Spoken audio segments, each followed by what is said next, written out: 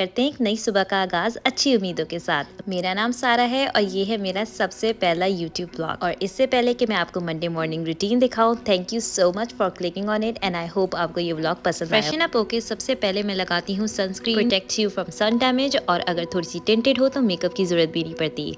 लगाई lip gloss और मैं हो गई थी रेडी अपने मंडे स्टार्ट करने के लिए। सबसे पहले मैं छोड़ती हूँ बच्चों को डे केयर, और इसी से हम आते हैं अपने व्लॉग के मेन पॉइंट के ऊपर कि why does my children go to day care. मैंने कुछ ही दिन पहले शॉर्ट्स पे अपने क्लीनिंग रूटीन डाले थे जिसपे मैंने मेंशन किया था कि मेरे बच्चे जा रहे हैं डे केयर। उस पे बहुत सारे लोगों के सवाल आए थे कि आपके बच्चे डे केयर क्यों जाते हैं और वो घर में क्यों नहीं रहते। इसके हैं बहुत सारे फैक्टर्स, तो जब तक मैं अपने घर की क्लीनिंग करती हूँ तब तक आप सुने और आराम से समझे। मैं रहती हूँ मॉन्ट्रियल कनाडा में। सो यहाँ का लाइफस्टाइल कुछ ऐसा है कि आपको हर चीज खुद करनी है। आप घर की मेड भी खुद हो, आप घर का शेफ भी खुद हो, और आपने सारे काम A to Z even grocery भी खुद ही लानी है। जहाँ इन मुल्कों में औरतों के लिए मुश्किलें हैं तो वहाँ थोड़ी बहुत आसानियाँ भी हैं। यहाँ का हर बच्चा, चाहे वो पाकिस्तानी फैमिली से हो, इंडियन फैमिली से हो, गोरों की फैमिली से हो या फ्रेंच फैमिली से हो, सब डे केयर जाते हैं। और इवन यहाँ के पीडियाट्रिशियन भी प्रेफर करते हैं कि बच्चे डे केयर जाएं। जब मेरे बच्चे नहीं हुए थे तो मुझे लगता था कि day care is not that important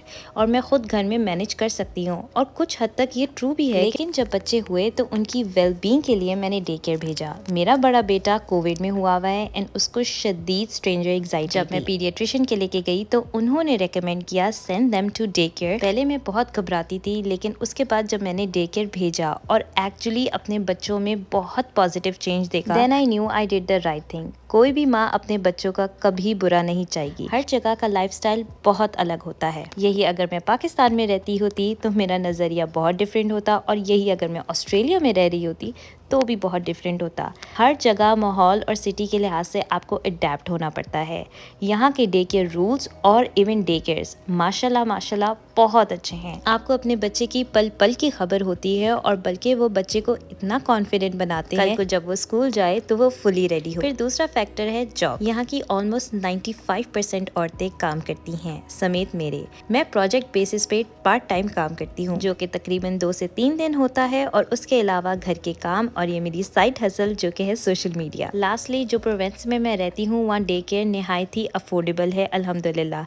जहाँ पे लोगों को बहुत सारे पैसे देने पड़ते हैं, वहाँ पे हमारे लिए बहुत ही अफोर्डेबल बना दिया है, बिकॉज इसके बेनिफिट्स नुकसान से ज़्यादा हैं। और अब आते हैं हम अपने दूसरे टॉपिक के अंदर कि मैं सारी क्लीनिंग एंड लॉन्ड्री मंडे को कैसे मैनेज करती हूँ, वो भी बहुत सालों से। जब मेरे बच्चे डे केयर नहीं भी जाते थे और फुल टाइम घर पे होते थे तब भी मेरा यही रूटीन था। एंड माइंड यू मैंने बच्चों को 2 साल की उम्र में डे केयर भेजा था, उससे पहले वो फुल टाइम मेरे साथ ही होते थे। खैर मुझे लगता है मेरे अगर सारी क्लीनिंग और लॉन्ड्री मंडे को निपट जाए तो मुझे पूरा हफ्ता फ्री मिलता है, जिसमें मैं आराम से अपने काम कर सकती हूँ, जॉब कर सकती हूँ, बाहर आ जा सकती हूँ। यहाँ इतनी धूल मट्टी तो होती नहीं है कि आपको रोज रोज घर की डस्टिंग करनी पड़े, बट हाँ हफ्ते में एक दफा करना बहुत जरूरी होती है। साथ ही आपको वैक्यूम और मॉप भी करना होता है। मुझे कुछ सालों से आदत है अपना पूरा वीक प्लान करने की, जिसमें मैं प्लान कर लेती हूँ कि मेरे मेन एरियाज ऑफ फोकस क्या हैं। जिस तरह इस डीप क्लीनिंग पे मैंने डिसाइड किया था बच्चों की सारी बेडशीट्स चेंज करनी है, और मैं एवरी सेकंड वीक इनकी बेडशीट्स चेंज करती हूँ, अनलेस ऑब्वियसली खराब ना हो जाए। वैक्यूम और मॉप तो ऑब्वियसली हर क्लीनिंग का मस्ट है। मैंने वैक्यूम पे इन्वेस्ट करके आई फील लाइक अपने घंटे से 1.5 घंटा बचा लिया। इससे पहले मैं ब्रश यूज करती थी and it used to take me so long, और सफाई भी अच्छे तरीके से नहीं करता था। फिर ये अच्छा वाला मॉप फेर दिया और नई सेंट लगा दी, साफ सुथरा नैपी चेंजर पे कवर चढ़ा दिया, और हो गया था मेरे बच्चों का कमरा बिल्कुल नीट एंड क्लीन। एक चीज जो मुझे बहुत हेल्प करती है वो है कि मैं एक कोने से सफाई करना स्टार्ट करती हूँ और फिर दूसरी जगह जाती हूँ। मुझे पहले याद है कि मैं बहुत फ्रस्ट्रेटेड होती थी जब हर चीज एक टाइम पे भी मैं स्टार्ट कर लिया करती थी, लेकिन अब मैं पहले एक कमरा डन करती हूँ, फिर आती हूँ लिविंग रूम में, और फिर ये study, and then I go to my room, and finally washroom, and then I take shower. अच्छा, तो लिविंग रूम का कुछ सीन ये है कि ये कमरा सबसे ज़्यादा गंदा होता है वीकेंड्स पे, और तभी मैंने डिसाइड किया है कि मैं मंडे को सफाई करती हूँ सारी, ताकि वीकेंड का कचरा साथ ही सिमट जाए और आपको पूरा वीक मिले मेरे साफ़ सुथरे घर में। अच्छा, ये वीडियो थोड़ी सी पुरानी है, जब ये सोफ़ा नया नया आया था और मुझे इससे बहुत ही प्यार मैंने मंगवाए थे ये कवर्स अमेज़ॉन से, ताकि इस सोफ़े को थोड़ा सा प्रोटेक्ट कर सकूँ, बिकॉज़ ऑब्वियसली बच्चों वाला घर है, फिर हम खुद भी हैं और इतने लाइट सोफ़े हैं। एंड आई नो, मुझे पता था कि ये लाइट सोफ़े मैं ले रही हूँ, लेकिन ये मेरा ख्वाब था जो मैंने पूरा किया था। And I have no regrets, अल्हम्दुलिल्लाह। खैर, अब मैंने ये कवर्स उतार दिए हैं और सोफ़े बहुत ही प्यारे लगते हैं। एक तो दाग लगे हैं, लेकिन I think I am gonna manage. अगर आपके पास कोई भी आइडिया हो कि आप अपने लाइट कलर के फर्नीचर को कैसे प्रोटेक्ट करते हैं या कोई दाग कैसे हटाते हैं, तो ज़रूर मुझे बताइएगा, because I really need the tips to keep this sofa as clean as possible. और ये चादरें इसके ऊपर बिछी हुई बिल्कुल अच्छी नहीं लगती। खैर, फिर आ गए थे हम लोग स्टडी में। स्टडी रूम वैसे तो बहुत कम बिखरता है, लेकिन थोड़े बहुत टचअप्स आपको करने ही पड़ते हैं। ये बेसिकली मेरा डंप रूम होता है, जहाँ पे जो भी एक्स्ट्रा चीज़ें होती हैं वो मैंने डंप करी होती हैं, और फिर मंडे मॉर्निंग को मैं सब कुछ जगह पे उठा के रखती हूँ। मैंने बच्चों के सारे एक्स्ट्रा टॉयज़ इनकी स्टोरेज में रखे हुए हैं। आप लोग मुझे बताइएगा, बच्चों के जो बड़े बड़े टॉयज़ होते हैं जिनसे वो बहुत जल्दी बोर हो जाते हैं, उनका आप क्या करते हैं, कहाँ स्टोर करते हैं?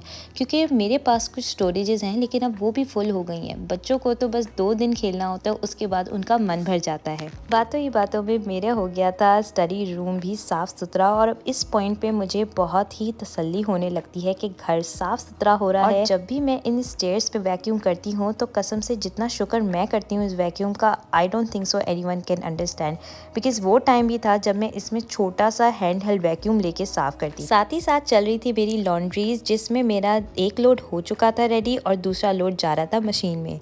यहाँ तकरीबन 1 घंटा लगता है नॉर्मल साइकिल में कपड़ों को वॉश होने में, और ड्राई होने में अगर कपड़े ज़्यादा हों तो 1.5 से 2 घंटे लग जाते हैं।